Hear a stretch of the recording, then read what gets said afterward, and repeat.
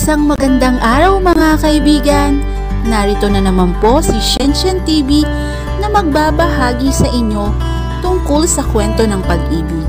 Pero kung bago ka pa lamang sa aking YouTube channel, paki-like lang po ng ating video, paki-click na rin ang subscribe button at ganon din ang bell icon para lagi kayong updated sa mga paparating ko pang mga uploads.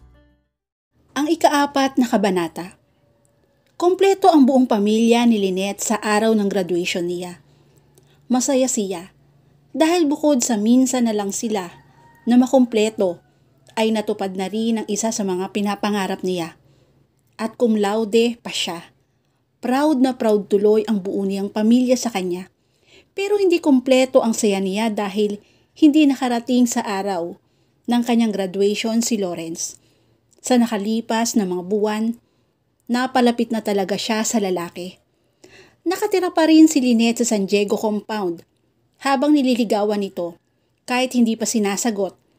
Espesyal na si Lawrence sa kanya. Kaya nalulungkot siya na hindi magagawang i-celebrate ang espesyal na araw kasama ito. Ganun man, nakontento na siya kasama ang pamilya. Pagkatapos ng graduation ceremony, kumain sila sa isang restaurant para mag-celebrate.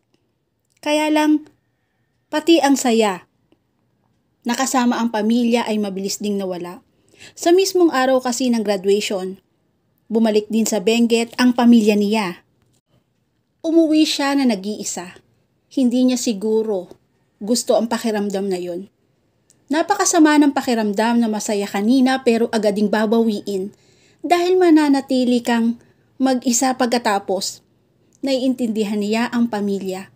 Pero iba pa rin talaga. Kung sana ay nandito lang si Lawrence, minsan na lang silang magkita ni Lawrence dahil sa trabaho nito.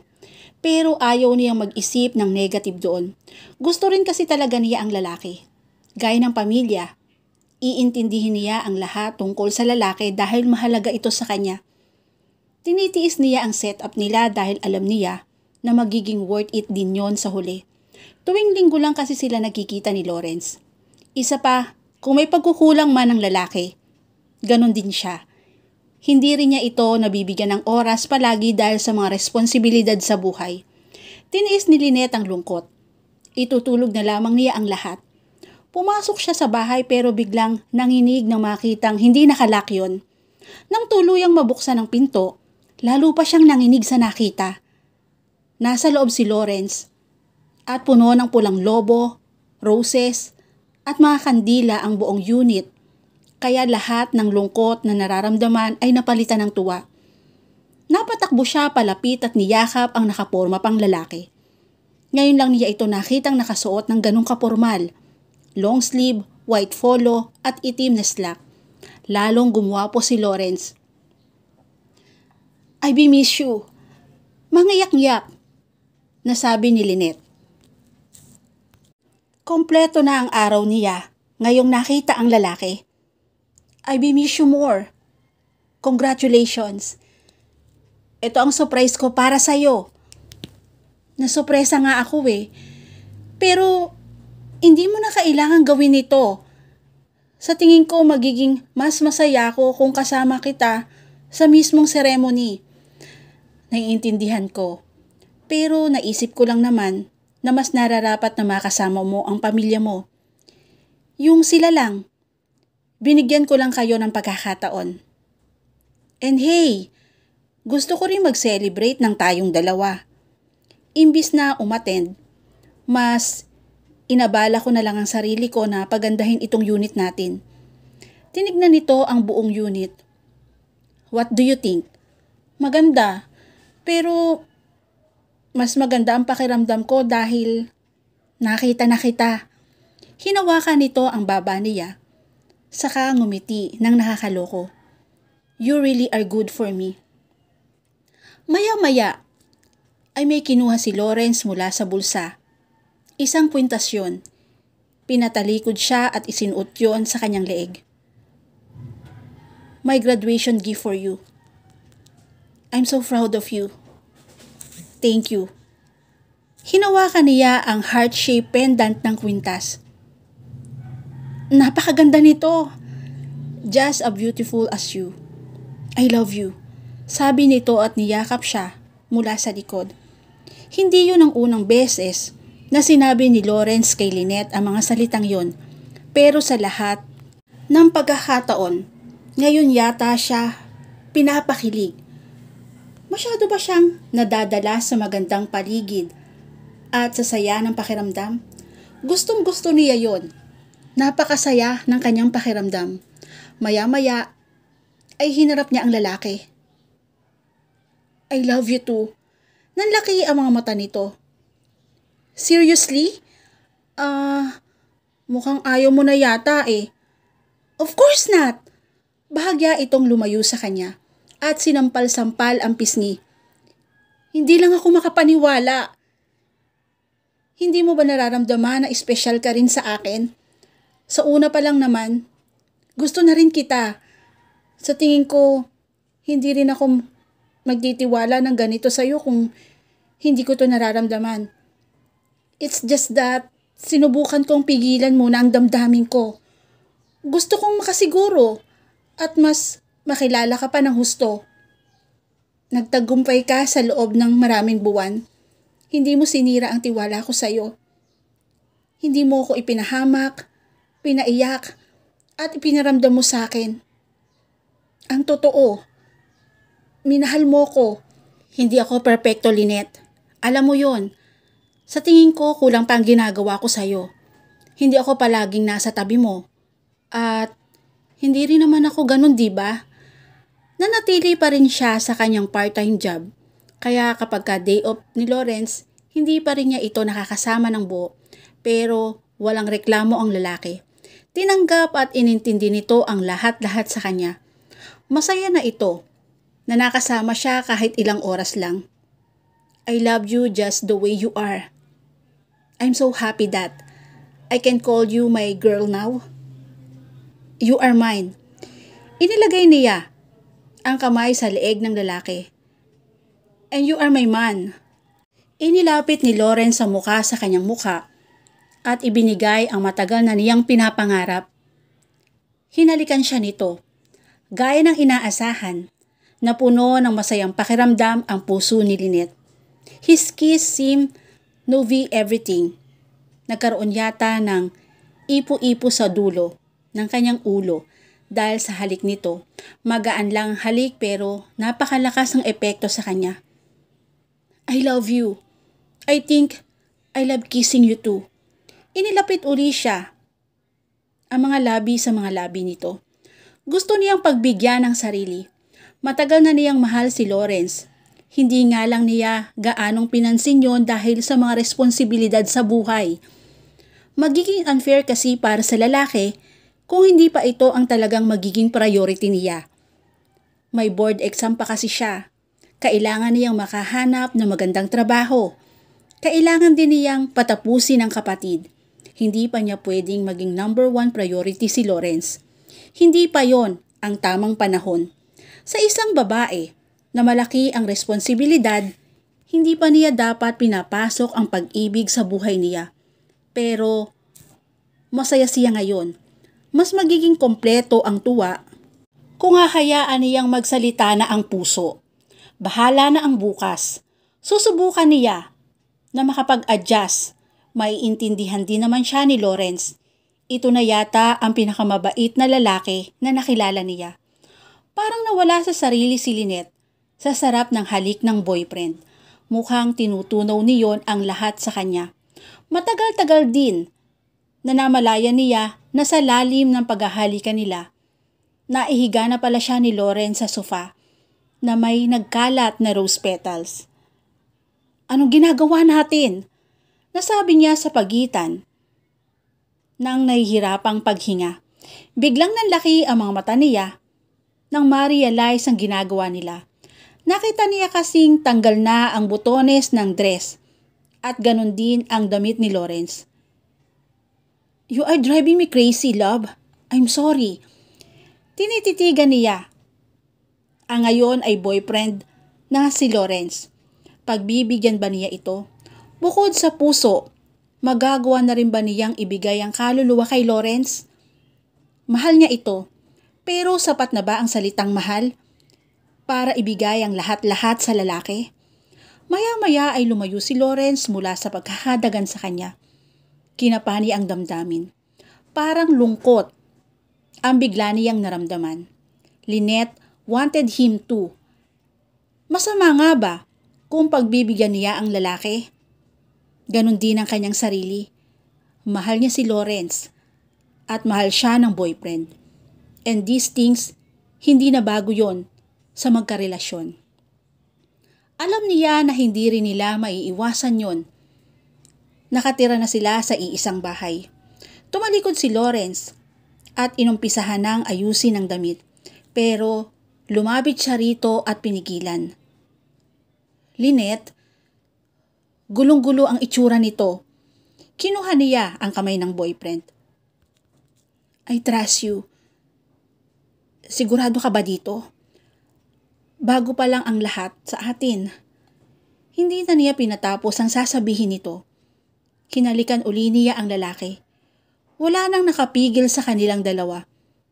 They had reached the point of no return. At sa gabing iyon, ibinigay niya ang puso at kaluluwa kay Lawrence. Nang kapain ng dibdib, nang matapos ang mainit na sitwasyon, iisa lang nararamdaman niya. Masayang masaya siya. Wala siyang pinagsisisihan.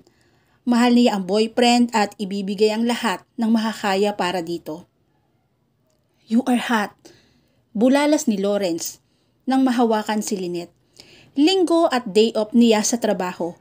Mula nang maging sila, madaling araw pa lamang ng linggo ay lumuluwas na ang boyfriend para mas makasama pa siya. 9:00 ng umaga na makarating ito sa San Diego compound. Sinubukan niyang bumangon at halikan ang boyfriend bilang pagbati. Good morning! Bakit hindi mo sinabi sa akin na masama ang pakiramdam mo? Nasa Baguio na ako kagabi. Malakas ang signal doon. One call from you and I will be here. Naiintindihan mo ba ako? Sa tono ng lalaki ang pag-aalala. Akala ko kasi mawawala na rin ito kapag nakatulog na ako.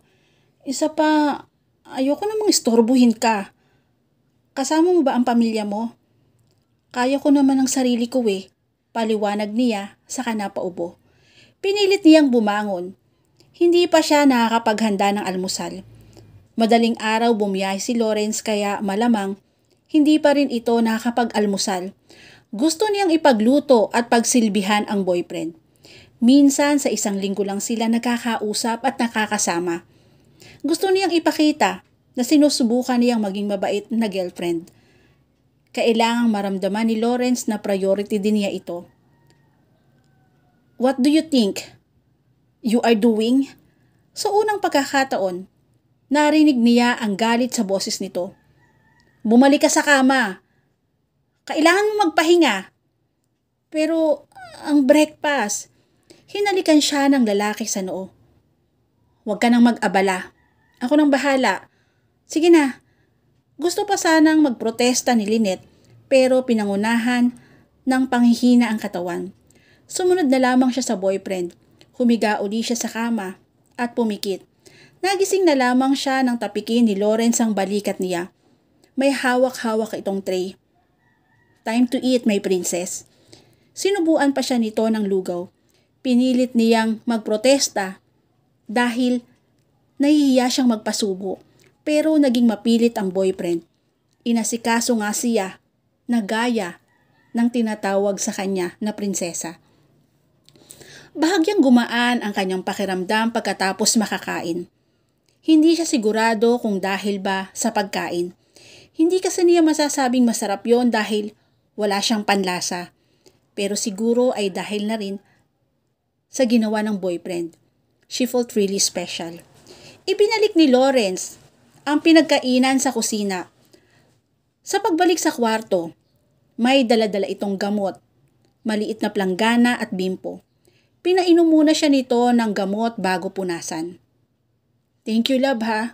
Hinawakan nito ang namumula niyang pisngi. Don't say that. Boyfriend mo ko. Responsibilidad ko na alagaan kita. Kulang pa nga to Dapat nasa tabi mo ko at sinasabihan ka lagi na huwag kang magpapagod.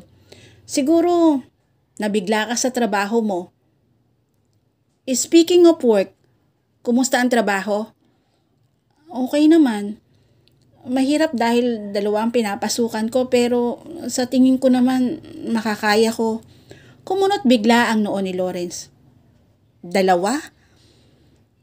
Nakapasa si Lynette ng board exam sa unang take. Natanggap siya pareho sa 2 trabaho na inaplayan, nurse sa isang maliit na klinik at sa isang may kalakihang ospital sa Maynila. Pinili niya na sa Maynila pa rin na magtrabaho dahil sa maraming opportunities, bukod pa sa malaki ang sweldo. Pagod lang ang problema sa pagpasok niya sa 2 trabaho. Nang i-discuss ang magiging oras ng trabaho, naisip niya na pwedeng pagsabayin yun. 6 to 12 ng umaga lang ang shift niya sa maliit na klinik, samantalang peak sa ospital na 2 to 10 ng gabi. Nang sabihin sa klinik at ospital ang balak na pagsabayin ng trabaho, ay pumayag naman ang mga ito. Monday to Saturday ang kanyang pasok. Wednesday nang magsimula siya, kaya 4 na araw na siyang nakakapasok. Nasabi na ni Lynette kay Lawrence na may trabaho na pero hindi ang buong detalye. Sa text message lang kasi yon. Ngayon lang niya ikinwento ang sitwasyon. Pero namutla at dumilim ang ekspresyon ng mukha ni Lawrence. Hindi ka ba masaya, love? Tanong niya. Hindi mo dapat ginawa yon, Lynette. Napakahirap nun. Kailangan kong kumita ng malaki. Nagsimula nang pumasok ng college si Lenny. Paliwanag niya. Ang tinutukoy ay ang pangatlong kapatid. Malaki rin ang nagastos nila sa pag-aaral ni Leonard. Inaasahan nila na makakatulong na ako sa kanila kaya pinapasok din sa magandang university si Leanne. Umiling-iling ang lalaki. Naiintindihan ko. Pero tignan mo ang magiging kabayaran. Nagkakasakit ka. Naninibago lang ako kaya ganito. Huwag mo kong alalahanin. Hindi mo yun maiaalis sa akin, Lynette. Saglit na umalis muna sa tabi niya ang boyfriend. Pagbalik ay may ibinigay itong pera. Sobra-sobra ang sweldo ko. Para sa akin at sa pamilya ko. Now, take it. Bitawan mo ang isa pa na nakakahirap sa iyo. Bitawan mo yung isang trabaho mo. Nanlaki ang mga mata niya. No, take it. Pangumbinsi pa nito. Hindi ko magagawa yon. Ano ka ba, Lawrence? Girlfriend mo lang ako. Bigla siyang hinalika ng boyfriend sa kabila ng kanyang pag-iinarte. Darating ang panahon na pakakasalan kita. Magiging totoong responsibilidad kita at magiging parte ka na rin ng pamilya ko. Gusto kitang tulungan. Ayoko. Sobra-sobra na ang lahat ng ginagawa mo sa akin. Sa bahay pa lamang na ito. Napaiyak na siya. Hindi ko magagawang tanggapin yan. I'm sorry. But your job. Alam kong nag-aalala ka sa akin. Pero sinabi ko naman na naninibago lang ako kaya ganito. 'Di ba? Kaya ko ang sarili ko. Bigla itong nalungkot. Lynette, I appreciate everything pero huwag mo nang gawin ito. Pagkatiwalaan mo ko. Masasanay din ako. Mahirap pero kakayanin ko. Naiintindihan mo naman ako, hindi ba? Bumuntong hininga si Lawrence. O sige. Niyakap niya ang boyfriend. I love you. I love you, love. Hindi ko kailangan ng pera mo. Ikaw lang sapat na sa akin. Ikaw lang ang kailangan ko. Niyakap niya ang boyfriend. I love you, love. Hindi ko kailangan ng pera mo. Ikaw lang sapat na sa akin. Ikaw lang ang kailangan ko. Niyakap at inhiga na siya nito sa kama. I love you too. Pangako, nandito lang ako. I am yours. You're mine. Pakiramdam niya, sapat na ang sinabi ni Lawrence para tuluyang mawala ang sama ng pakiramdam. Napakaswerte talaga niya sa boyfriend. Kahit mahirap ang buhay, ang isiping may isang Lawrence sa buhay niya Parang napakadali ng lahat. Hindi nagtagal. Nakapag-adjust din si Lynette sa bagong buhay. Mahirap pero iniisip na lamang niya ang pamilya. Ginagawa niya ang lahat para mapagaan ang buhay ng mga magulang. Gusto rin niyang makapag-aral ng walang iniintindi ang mga kapatid at alam niyang magiging maayos din ang buhay ng pamilya. Pero sa kabila ng pagiging busy, sinisika pa rin ni Lynette na maibigay ang oras sa sarili sa kanyang boyfriend. Tuwing linggo ang araw nila ng boyfriend. Kapag binibigyan ng oras si Lawrence, parang binibigyan na rin niya ng oras ang sarili. Para sa kanya, ay iisa lang sila. Kapag linggo, maghapon silang magkasama. Madalas na sa bahay lang sila at kapag kahapon, lumalabas para magsimba. Pagkatapos, saka sila nagdi-dinner. Ganun ang madalas nilang setup kapag magkasama. Simple at pangkaraniwang kung tutuusin. Pero pareho silang kontento at masaya.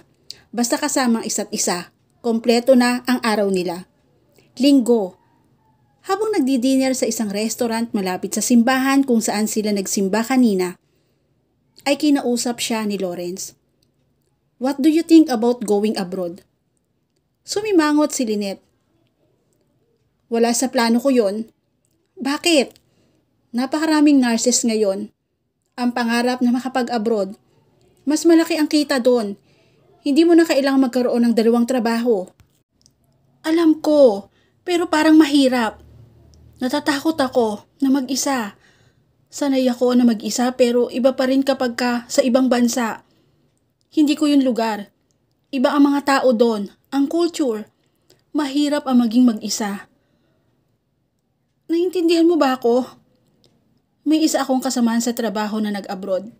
Hindi man raw ang mining engineer sa Canada. Tinititigan niya ang boyfriend. Gusto mong magtrabaho sa Canada? Wala rin sa plano pero naisip kita, love. Hindi pa rin ako masaya sa isiping 2 ang trabaho mo para mas kumita ka ng malaki. Naisip ko lang na kung okay lang sa'yo, ang ideyang mag-abroad para kumita ng malaki, sasamahan kita doon. Pero anong assurance natin na magkakasama tayo? Magiging malayo ka pa rin sa akin. Bilang mining engineer, hindi maiiwasan na malayo ang trabaho ni Lawrence sa syudad. Hindi siguro. Yung kakilala ko na mining engineer sa Canada, medyo malapit sa syudad ang site nila. May girlfriend din siya na nurse. Nakapag-uwian siya sa apartment nila. Magpapatulong ako sa kanya. Napaisip si Lynette. May point si Lawrence.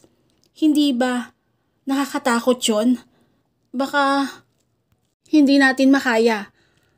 Kung makakasama ang boyfriend sa ibang bansa, hindi na siguro siya matatakot. Madali na lang din ang communication ngayon. Hindi na rin niya gaanong mamimisang pamilya. Sanay na siya. Isa pa, mas lumalaki pa ang kapatid. Sa pagtaas ng level ng pag-aaral ng mga ito, mas maraming pera ang kakailanganin. Mas malaki ang kikitain niya kapag nasa abroad siya. Ang kailangan lang niya ay ang makakasama. Ngayon ang perpektong tao pa ang nag-alok sa kanya na makasama sa pagbabagong buhay. Sa huli napangiti na siya. Sige, subukan natin. I will miss you so much. Naiiyak na si Lynette habang nakayakap kay Lawrence. Kasalukuyan silang nasa airport. Pagkatapos ng ilang buwang pag-aayos ng application para maging nurse sa abroad, ay magagawa na niyang makaalis. Successful para sa iba ang pagkapasa niya at ngayon ay makakaalis na. Pero malungkot siya. Hindi kasi sinwerteng makapasa si Lawrence sa trabaho, kaya lilipad siyang mag-isa patungo sa Canada. I will miss you more, pero kailangan nating maging matatag, love. Niyakap siya nito. Tama si Lawrence. Kailangan niyang maging matatag, gaya ng mabigat na trabaho sa Maynila. Para sa pamilya, ay gagawin niya ang lahat. Yun na lang lagi ang kanyang iisipin. Nakakatakot ang lahat para sa kanya. Maraming tanong na paano sa isip niya. Mahirap na nga ang relasyon nila ni Lawrence na lingguhan kung magkita. Paano pa ngayong taon na ang itatagal niyon? Hindi pa naman regular na nako-contract si Lawrence dahil sa klase ng trabaho. Mas mamimiss niya ang boyfriend. Ipangako man na ibibigay ni Lawrence ang day off sa kanya sa pamamagitan ng pag-online lang lagi para magkausap sila. Iba pa rin ang may physical contact. I love you. I love you too. I'm sorry din. Hinawakan ni Lynette ang balikat ng boyfriend. Alam niyang malungkot ito dahil hindi natupad ang plano nila. Hindi natin parehong gusto yon. Pero sayang opportunity. Hindi natin sigurado kung makakakuha pa ako ng opportunity na ganito kung palalagpasin ko na lamang. Walang kasiguruhan ng lahat. I know, huminga ito ng malalim. Pero mali ka. May kasiguruhan ng lahat. At yon ay ang maghihintay pa rin ako sa pagbabalik mo. Kahit matatagalan ako bago makabalik. 2 taon at kalahati ang kontrata niya. Pero pwede raw yon ma-extend ayon sa kanyang employer. Hinalikan siya ni Lawrence sa noo at mga labi. I will always be here and loving you. Promise me that too. You are the beat of my heart, love. I love you. Maraming pagbabago ang kaharapin ni Lynette sa ibang bansa. Hindi siya sigurado kung makakabuti ang lahat sa kanya. Pero iisa lang ang sigurado niya na mananatili. Si Lawrence sa kanyang puso. Mahal na mahal niya ang lalaki. Wala siyang maisip na pwedeng pumalit sa pwesto nito sa buhay at puso niya. Wala talaga siyang karapatang gawin yon dahil napakaswerte niya sa boyfriend. Malayo man tayo sa isa't isa pero mananatiling pareho na ang isa't isa ang tibok ng mga puso natin. Let's just don't count how many miles we are away from each other. Let's just count how much love we have. She could not agree more. Tama si Lawrence. Napatunayan na rin nila na kahit malayo sa isa't isa, nag-uumapaw pa rin ang pag-ibig. Sinubok na ng distansya ang kanilang relasyon dahil sa trabaho ni Lawrence, but they did well. Kailangan lang nila ng determinasyon at tiwala sa isa't isa. Distant will be so little because they still had each other. At dito na po natatapos ang chapter 4 ng aking kwento. Muli po, samahan niyo po ako muli sa susunod pang kabanata. Thank you for watching and God bless all.